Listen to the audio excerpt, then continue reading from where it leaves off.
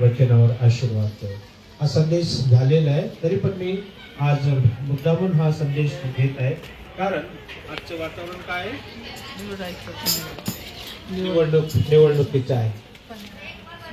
आणि निवडणुकीचं वातावरण असताना त्या उद्देशानेच मी हा आजचा संदेश तयार केलेला आहे. प्रियांनो, प्रथम मी जे ऑनलाईन बघतात त्यांच्यासाठी एक सूचना देतो, विनंती करतो की बेथानी चर्चचं नाशिक या ठिकाणचं चर्चचं काम चालू असल्यामुळे आज आम्ही कांबळे पास्टर साहेब यांच्या घरी बसण्याची व्यवस्था केलेली आहे.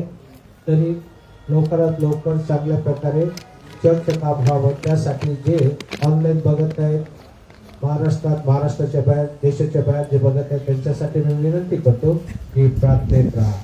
धन्यवाद. विशेष आजचं ते वचन आहे की देवाने प्रत्येकाला निवडलेलं आहे. तुम्हाला निवडलं, मला निवडलं, आणि हेतू हाच आहे की आम्ही त्याची सेवा करावी. आज मला सांगू द्या की परमेश्वराने जर आम्हाला निवडलं नसतं तर आम्ही या ठिकाणी असतो का? आम्ही आमच्या प्रत्येकाच्या गावात असतो, प्रत्येकाच्या व्यवसायामध्ये असतो, प्रत्येकाच्या ठिकाणी असतो. पण प्रभू येशू ख्रिस्ताची कृपा की त्यांनी आम्हाला निवडलं आणि त्यांनी त्याच्या पुत्र आणि कन्या होण्याचा अधिकार दिलेला आहे. निवड आणि निवडणूक याच्यामध्ये फरक आहे. निवडणूक जी असते ते मनुष्य माणसाला निवडून देतो आणि ते कालावधी किती वर्षाची असते? जास्तीत जास्त 5 वर्षाची. 5 वर्षानंतर पंतप्रधान होतो, त्याच्यानंतर राष्ट्रपती होतो, त्याच्यानंतर नगरसेवक होतो, मुख्यमंत्री होतो. सर्व 5 वर्षासाठी असते. हे निवडणूक माणसाने माणसासाठी केलेली आहे. परंतु देवाने जे निवडून घेतलेलं आहे त्या ठिकाणी निवडणूक नाही तर निवडून घेणं आहे. निवडून घेणं तर त्याला कालावधी नाही. तो जोपर्यंत आम्ही या जगात आहे तोपर्यंत आम्ही त्याच्या कामात पूर्णपणे तत्पर असतो. आम्ही त्याचे सेवक असतो, आम्ही त्याचे दास असतो. आणि ही जी दासपणाची सेवा आपल्याला प्रत्येकाला दिलेली आहे ही कालावधी आहे का? त्याला 5 वर्षानंतर मग आपण दुसरं काम करू असं आहे का? मग त्या ठिकाणी वचनाची घोषणा असो, गीताद्वारे त्याचा गौरव, प्रार्थनेद्वारे गौरव करायचा आहे. हे प्रत्येकानं त्या कार्यासाठी जोपर्यंत आमच्यामध्ये श्वास आहे, जोपर्यंत आम्ही जिवंताच्या भूमीवर आहेत, जिवंत आहे, तोपर्यंत आम्हाला हे कार्य करायचं आहे. हालेलुया.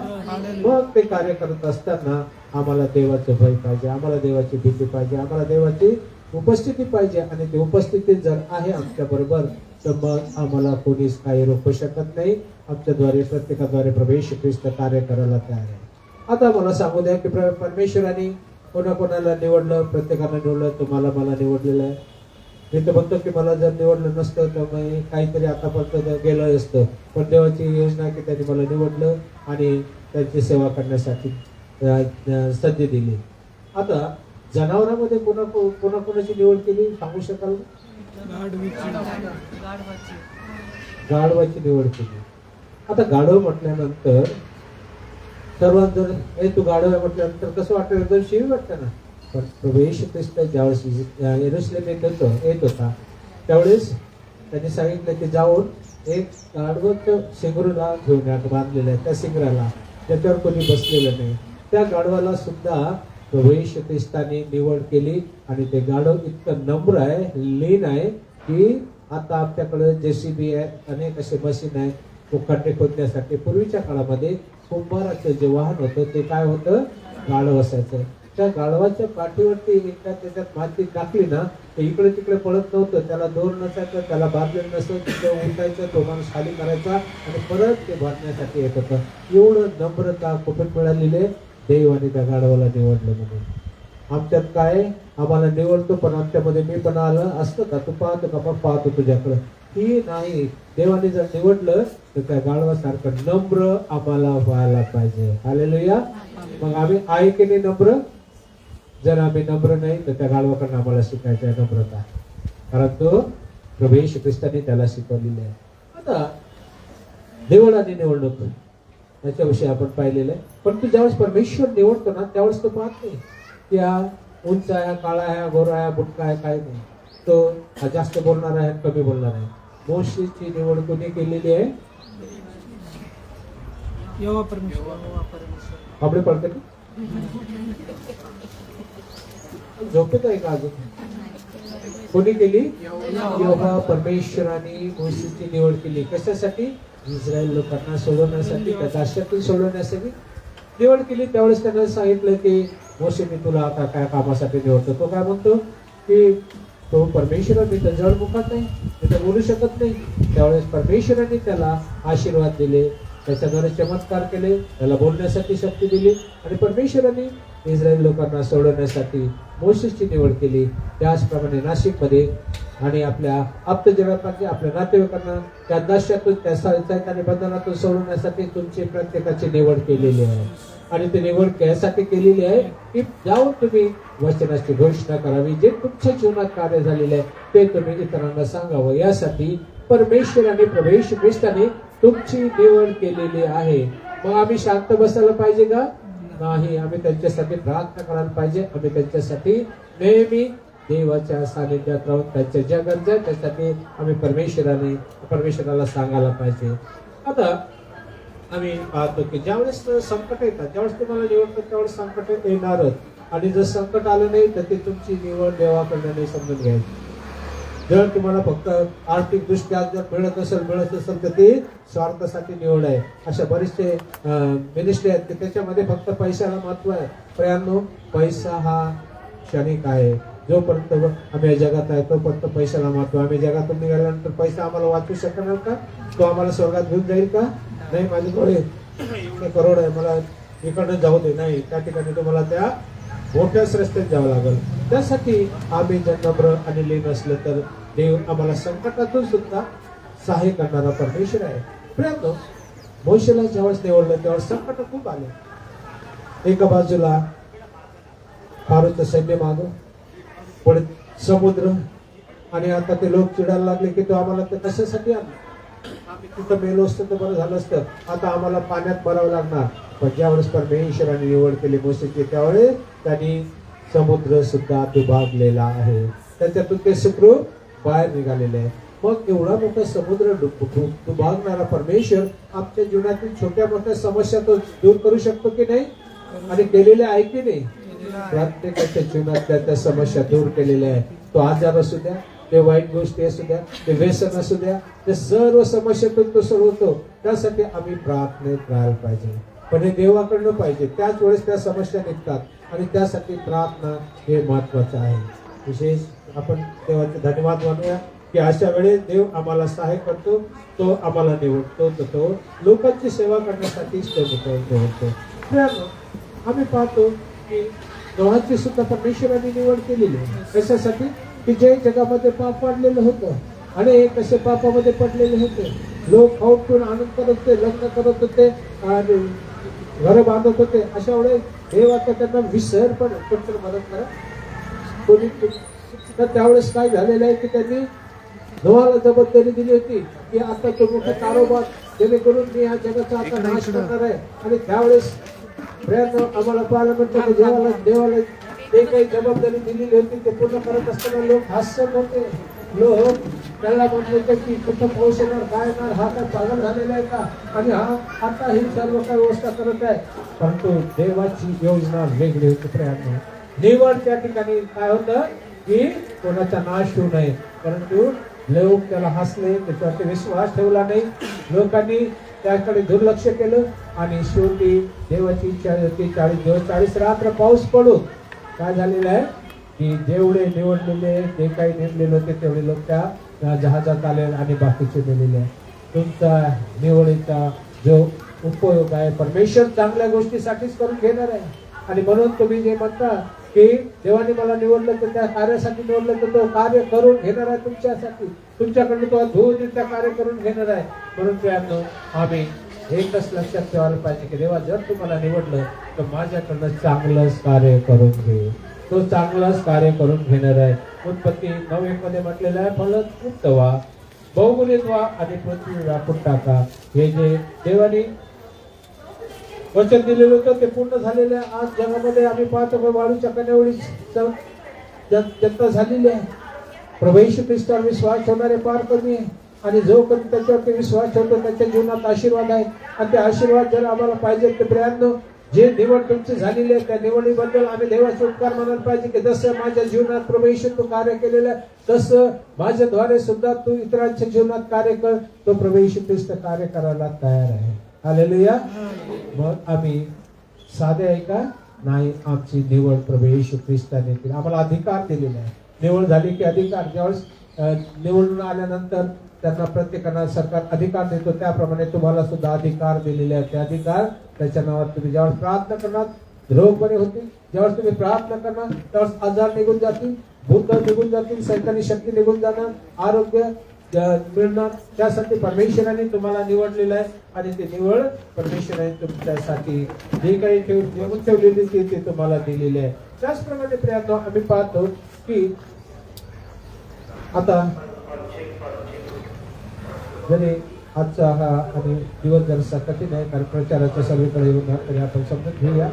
परमेश्वराने निवड केली दावीद आणि गल्ल्यात. आम्ही पाहतो की दावीद किती वर्षाचा होता, जास्तीत जास्त 10 वर्षाचा असेल आणि गल्ल्यात किती मोठा होता, त्याच्यापेक्षा 4-5 उंच. पण देवाने दानियेलाची निवड जी केली होती, दाविदाची जी निवड केली होती, दाविदाची निवड कशासाठी केली होती की जे इस्रायली लोक त्याला घाबरत होते आणि त्याचा नाश करण्यासाठी दाविदाची निवड परमेश्वराने केली होती. आणि गल्ल्यात सर्व लोक त्याला घाबरत होते पण परमेश्वराने काय केलेलं आहे की एका गोपनीत एका दंगलाद्वारे त्याला त्याचा नाश केलेला आहे.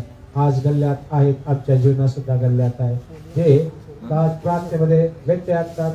जे लोक देवाच्या वचनाला घोषणा चालू असताना अनेक असे कार्य चालू आहे त्यासाठी तुम्हाला गल्ल्याचा नाश जसा दाविदाने केलेला तसा नाश प्रार्थनेद्वारे आम्हाला त्यांच्या करायचा आहे. त्यासाठी आम्हाला प्रार्थनेत तत्पर असायला पाहिजे, प्रार्थना आमचे श्वास असायला पाहिजे. प्रियांनो जर आम्हाला निवडलेलं आहे तर त्यांनी अधिकार सुद्धा दिलेले आहे आणि ते अधिकार आम्ही वापरायला पाहिजे. प्रार्थना हेच आमचा अधिकार आहे. प्रार्थनेत आम्ही जास्तीत जास्त मंडळीसाठी, देशासाठी, आम्ही आज जे नगरसेवकाचे इलेक्शन आहेत त्याच्यासाठी प्रार्थना करू की चांगले श्लोक ते देणार, परमेश्वर चांगला उपयोग करून घेणार आहे. आणि देवाने ज्यावेळेस निवड केली त्यावेळेस 12 शिष्यांची निवड केली. किती वर्षासाठी केलेली होती? 12 शिष्य निवडले. किती वर्षासाठी होती? ऍग्रीमेंट होतं का आता मी 5 वर्ष फक्त तुझी निवड करतो, 5 वर्षानंतर मी दुसरे शिष्य निवडणार. 5 वर्षासाठी नाही तर त्यांनी रक्त साक्षी होईपर्यंत त्याचा एकच त्यांनी स्वतः गळफास घेतला पण 11 लोक रक्त साक्षी झालेले आहे. मग आम्हाला जर परमेश्वराने निवडलं तर आम्हाला भीती पाहिजे का? त्यांना भीती वाटत होती पण जो जास्त घाबरलेला होता ज्यांनी नाकारलं त्यांनी त्याचा सुद्धा परमेश्वराने उपयोग करून घेतला आणि अनेक अशा मंडळ्या त्याच्याद्वारे उभ्या राहिलेल्या आहेत. त्यानंतर जे 12 शिष्य निवडले आणि त्यांना अधिकार दिले तर त्यांना शैतानी बंधनं तोडण्याचे अधिकार दिले, त्यांना रोग मुक्त करण्याचे अधिकार दिले, त्यांना अनेक अशा अधिकाऱ्यांना आशीर्वादित करून परमेश्वराने त्यांचा उपयोग करून घेतला. आणि मग तो परमेश्वर आज आपला प्रभू येशू ख्रिस्त याने तुम्हाला आणि मला निवडलेला आहे. आणि हे तो हाच आहे की पहिले करीत 1:27 मध्ये तरी ज्ञानास लाजवावे म्हणून देवाने जगातील मूर्खपणाचे ते निवडले आणि जे बलवान ते लाजवावे म्हणून देवाने जगातले दुर्बळ ते निवडले. आम्ही आर्थिक दृष्ट्या दुर्बळ होतो, ज्ञानाने दुर्बळ होतो, आमच्याजवळ पैसा नव्हता, परंतु काही खूप मोठे डिग्र्या मिळवतात, काय मिळवतात, परंतु ज्ञान जरी आपण देवाच्या वचनाचं ज्ञान आमच्यासाठी परमेश्वर ज्यावेळेस निवडतो त्यावेळेस परमेश्वराचं वचनाचं ज्ञान आम्हाला सहाय्य करतो, आम्हाला आशीर्वादाने भरतो. म्हणून प्रियांनो देवाने तुम्हाला जे वचनाचं ज्ञान दिलं, ज्यावेळेस तुम्ही वचन वाचता त्या वचनाचं ज्ञान पवित्र आत्मा तुम्हाला उलगडीत करतो, तुम्हाला समजून सांगतो आणि त्याद्वारे प्रभू येशू ख्रिस्त तुमच्या संगती बोलतो. हालेलुया. पण आम्ही त्या वचनात रमत असताना आम्ही अंतःकरणापासून मनापासून जर वचन वाचलं, प्रार्थना केली तर त्या वचनाचं रहस्य तुम्हाला परमेश्वर पवित्र आत्म्याद्वारे तुम्हाला समजून सांगतो. मग आम्ही अशिक्षित आहे का? फक्त सही येणं, ग्रॅज्युएट होणं हेच कुठे त्या शिक्षणाला महत्व आहे का? आमच्या जवळ ज्ञान पाहिजे तर आत्मिक ज्ञान पाहिजे. पवित्र आत्मा तुमचा मास्टर आहे, तो आम्हाला शिकवतो, तो आम्हाला सहाय्य करतो आणि तो आम्हाला सदैव सांभाळतो. म्हणून आम्हाला त्या देवाचे धन्यवाद म्हणतो की आम्ही जगदृष्ट्या जरी दुर्बळ होतो. माझ्याविषयी जर म्हणाल तर मी खरं सांगतो की कधीच मी फक्त नावाला मी प्रार्थनेला जायचो, चर्चला जायचो, एकदम असा दुर्बल होतो. पण परमेश्वराने जेव्हा निवडलं तर तो सहाय्य करतो, तो आम्हाला त्याची सेवा करण्यासाठी संधी देतो, तो सहाय्य करतो आणि त्यांनी प्रत्येकांना आशीर्वादाने भरलेले आहे. त्या देवाच्या नावाला धन्यवाद देऊ. तो परमेश्वर किती चांगला याचा अनुभव आमच्या जीवनात देतो. कलसीकराव पत्राचा 3रा अध्याय आणि 12 देवाचे प्रिय तेच निवडलेले लोक आहेत. देवाचे प्रिय व निवडलेले लोक आहेत. आता तुम्ही देवाचे प्रिय आहे. आता तुम्ही प्रिय म्हणजे देवाने तुम्हाला निवडून घेतलेलं आहे. मग आज नाशिकमध्ये कितीतरी लोक आहेत. प्रत्येक जण वेगवेगळ्या भागातून, वेगवेगळ्या निराशेतून आलेले आहे, प्रत्येक समस्येतून आलेले आहे. परमेश्वराचं लक्ष नेहमी आपल्या लेकरांकडे असतं. माझे लेकर दुःखी आहेत का, ते मला आरोळी मारतात का, त्यांच्या जीवनातील समस्या मला सोडवायचा आहे. आणि त्यावेळेस प्रभू येशू ख्रिस्ताने तुम्हा प्रत्येकाला निवडलेला हेतू हाच की तुम्ही प्रिय देवाला वाटता. तुम्ही अतिशय बोलवान आहात आणि प्रभू येशू ख्रिस्ताने तुम्हाला निवडले. कशासाठी निवडले? या समस्येमधून सोडवण्यासाठी निवडलेले आहे. पण जे दुसऱ्या समस्यामध्ये, जे दुसऱ्या अडचणात आहे, जे दुसरे बंधनात आहे, त्यांना, आपल्या नातेवाईकांना, आपल्या प्रियजनांना, आपल्या शेजाऱ्यांना सुद्धा सोडवण्यासाठी प्रभू येशू ख्रिस्ताने तुमची निवड केलेली आहे. निवडणूक आणि निवड यामधला जो काही फरक आहे प्रियांनो, हा निवडणूक ठराविक एरिया असतो, पण ही परमेश्वराकडे निवड आहे की तुम्ही कुठेही जाऊन तुम्ही सेवा करू शकता, कुठेही जाऊन त्याचा गौरव करू शकता, कुठेही जाऊन त्याचं गीत गाऊ शकता, कुठेही जाऊन त्याची स्तुती करू शकता. आणि हे परमेश्वराने त्या कार्यासाठी तुमची निवड केलेली आहे. जर देवाने आम्हाला जगात निवडून घेतले आहे तर कधी आम्हाला त्याने आशीर्वादित केलाय. तो अधिकार आम्हाला दिला नाही तर आम्हाला त्या अधिकार दिलाय तो वापरण्यासाठी दिलेला आहे. मग आता अधिकार प्रत्येकाने दिलेला आहे. कितीतरी आपल्याकडे साक्ष होतात. प्रार्थना केल्यानंतर रात्री खूप बरं वाटतं आहे. दात दुखत होता, तापाला प्रार्थना केली, थोडीकडे आपल्या नातेवाईकाचा फोन होता, प्रार्थना केली. हा अधिकार प्रभू येशू ख्रिस्ताने तुम्हाला दिलेला आहे आणि तो अधिकार तुम्ही गाजवायला पाहिजे. तो अधिकार आम्ही वापरायला पाहिजे. जर आम्हाला अधिकार दिले ते आपल्याजवळ ठेवलं तर काय होतं? पैसे घरात ठेवूनच काही उपयोग होणार का? ते जर बँकेत टाकले इंटरेस्ट मिळाला त्याचा फायदा होईल. पण घरातच ठेवले तर बुरशी येईल, ते नोटा फाटून जातील. त्यासाठी त्या वापरण्यात पाहिजे. त्याचप्रमाणे ह्या आमच्या जीवनात सुद्धा जे अधिकार आहे ते आम्ही वापरले नाही तर मग त्या अधिकाराचा उपयोग काय? परमेश्वरीच म्हणून मी तर निवडलं, यांना दानाने दिलं, यांना सगळं दिलं, पण हे तर वापरतच नाही. हे तर फक्त मीपणातच आहे. आम्हाला आल्यानंतर मीपणानंतर नम्रता, लिनता, आम्ही देवाचं गौरव आम्ही करायला पाहिजे आणि ते आम्ही वापरायला पाहिजे. प्रियांनो, तो अधिकार आम्हाला वापरायला पाहिजे. प्रार्थनेद्वारे रोगबरोबर सैताना बंधने तुटतील. वचन सांगा, साक्ष सांगा. जे अंधारात आहे त्यांच्यासाठी प्रार्थना करा. परमेश्वर ते मार्ग मोकळे करेल. अनुवाद 30:19 मध्ये आम्हाला पाहतं, आशीर्वाद शाप मी तुमच्या पुढे ठेवले आहेत. देवाने तुम्हाला मला निवडले तर आमच्या पुढे त्याने मोठा शाप आणि आशीर्वाद ठेवलेले आहे. तर आम्ही त्याच्यातून काय घ्यायला पाहिजे? अनुवाद 30:19. तर आशीर्वाद आणि शाप आहे. एका जिभेतून शिवी निघत असेल, एका जिभेतून दुसऱ्याची चुगली होत असेल, एका जिभेतून दुसऱ्यांना वाईट बोलल्या जात असेल तर ते जीभ काही कामाचे नाही. त्या जिभेतून फक्त चांगलं ते चांगलंच बोललं पाहिजे. हो तर हो, नाही तर नाही. जर देवाने जीभ आम्हाला दिली तर चांगलं बोलण्यासाठी दिलेलं आहे, नाहीतर याच्याकडे जायचं, त्याच्याकडे जायचं, त्याच्यात देवाचा आशीर्वाद नाही. प्रियांनो, आम्ही सर्व एकमेकाचे बहीण भाऊ आहे. आम्ही प्रार्थना करायला पाहिजे. आम्ही समस्या प्रार्थनेद्वारे सुटतात. म्हणून आपण स्वतःला निवड करा आणि आशीर्वाद पाहिजे. आशीर्वाद आणि शाप पाहिजे तर शाप आपल्या समोर आहे. मग आपण विचार करूया, देवा, एकाच नळातून गरम पाणी थंड पाणी बटन नाही दाबलं तर एकाच झऱ्यातून कडू आणि गोड पाणी येतं. ही जीभ जी आहे या जीभेद्वारे आमच्या पूर्ण जीवनाचा आम्ही नाश करून देतो. ही जीभ जी आहे ही आम्हाला चांगलं बोलण्यासाठी देवाने दिलेलं आहे. म्हणून आम्ही त्या जीभेचा वापर चांगलाच करायला पाहिजे आणि आम्ही शाप न घेता आशीर्वादच आम्हाला मिळायला पाहिजे. शाप देणार आहे. जर कोणी आम्हाला शाप देत असेल तर किती समस्या बोलल्या कोणी काही, पण कधीच शाप देऊ नका, तर त्याला आशीर्वाद द्या, त्याच्यासाठी प्रार्थना करा. तसं अंतःकरण पाळतात. तुमच्या निवड केली तेव्हा तुम्हाला तुमचे नातेवाईक तुम्हाला बोलत होते, आता ते काय आता चर्चला जातात, ते करतात, कितीतरी बोलत होते, पण तुम्ही त्यांना शाप न देता त्यांना प्रार्थनेने जिंका. प्रभू जसं माझं जीवन बदललं तसं त्यांचं जीवन बदल. परमेश्वर ते करायला तयार आहे. आम्हाला शाप द्यायचा नाही, तर आम्हाला आशीर्वाद द्यायचा, त्यांना आशीर्वाद द्यायचा.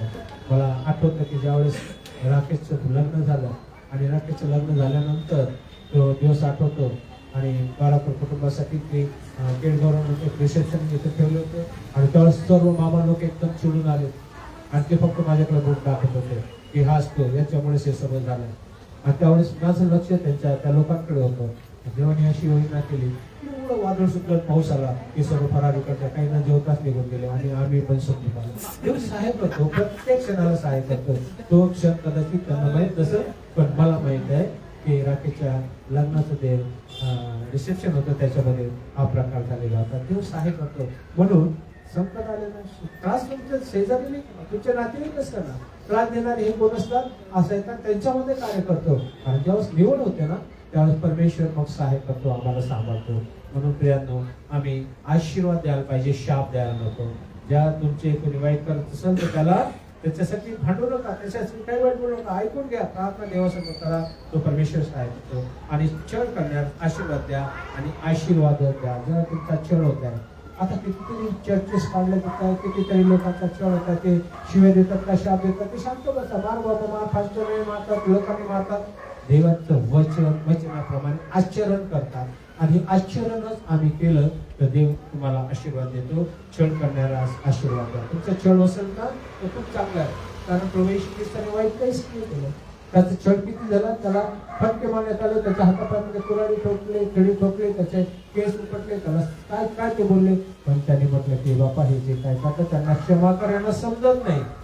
आम्ही सुद्धा असे जे आमच्या नातेवाईक छळ करण्याचे त्यांना सांगू की बापा यांना सुबुद्धी दे, यांना सत्य समजू दे आणि त्यांनी तुझ्या प्रकाशात येतील. आणि काही येत आहेत त्याबद्दल येशूच्या नावाने धन्यवाद. हालेलुया. म्हणून आम्ही सदैव अशा लोकांसाठी प्रार्थना करू आणि विशेष प्रार्थना करू की जे आता इलेक्शन होणार आहे त्यासाठी देवाने चांगले नगरसेवक द्यावे आणि चांगले लोक निवडून यावे, ह्या शहराचा विकास व्हावा, त्यासाठी प्रार्थनेत राहू आणि विशेष प्रार्थना करू की देवा तू आम्हाला सुद्धा जागा दिली त्याबद्दल. आणि दुसरं प्रार्थना करू की आपल्या चर्चचे जे काम चालू आहे त्याच्यासाठी सुद्धा आपण प्रार्थना करू की परमेश्वरा तुझं गौरव आम्ही कब्जेबद्ध करा. विशेष प्रार्थना करू की परमेश्वरा प्रभू येशू हे काम लवकरात लवकर पूर्ण होईल, त्यासाठी प्रार्थना करू.